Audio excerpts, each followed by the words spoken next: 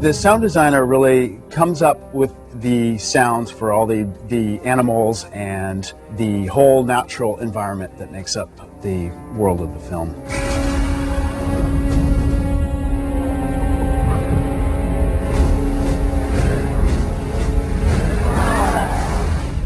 The ones where you sort of hear, you can actually hear the human quality of the screamer good. Part of our sort of philosophy behind the sounds in this film was to have the sound effects really be as naturalistic as possible. And part of that involves recording sounds in, outdoor natural spaces as opposed to in a studio. And that's been a little difficult in Wellington because it's a small, compact place and it's noisy. So it's tough to find outdoor spaces where you don't have airplanes and cars and people and all that. So there's actually a cemetery just outside of Wellington where we've been going to do a lot of recording. And we have to go there at night because during the daytime you have cicadas and they don't quiet down until the sun goes down. So we've been doing a lot of sort of recording of swords and bow and arrow and screaming in the cemetery.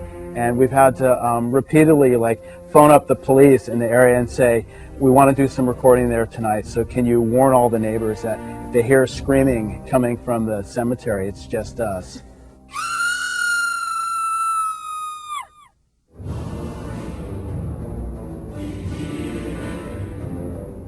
The Dead Marshes are an environment that lend themselves to incorporating a lot of different vocal elements because it's really this place where all the ghosts of the elves and the other people who have fought in these battles from the past, their souls are sort of trapped in the marshes. And so what we've done in terms of the design is all the sounds that we hear are vocal based.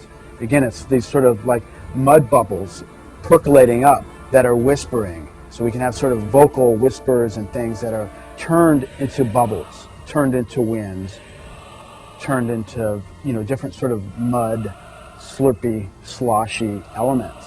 And then at certain points, as Frodo starts to be put into this trance, he's hearing the voices of these souls trapped in the Dead Marshes.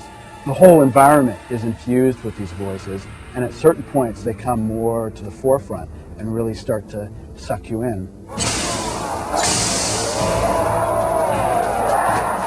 We knew that with the second movie, we're going to have a whole lot more crowds, and we're going to have to do a lot of recording with big groups. And I was thinking specifically about, well, how are we going to get the sound of 10,000 Uruk-hai? I mean, the obvious and most sort of natural thing for us to do would be to record groups of, as many people as we could get together, maybe, say, 50 people, and record them and just layer them on top of each other. And then, because we're in Wellington, and really all of New Zealand is so behind this picture, we have these sort of unique opportunities of involving the whole community. So we said, well, maybe we can just get into the stadium and record people there. And what we were able to do is get into the cricket stadium during the halftime, and Pete went in and just got this rousing, cheering response and directed over 25,000 people to become Uruk-hai, chanting these words in black speech.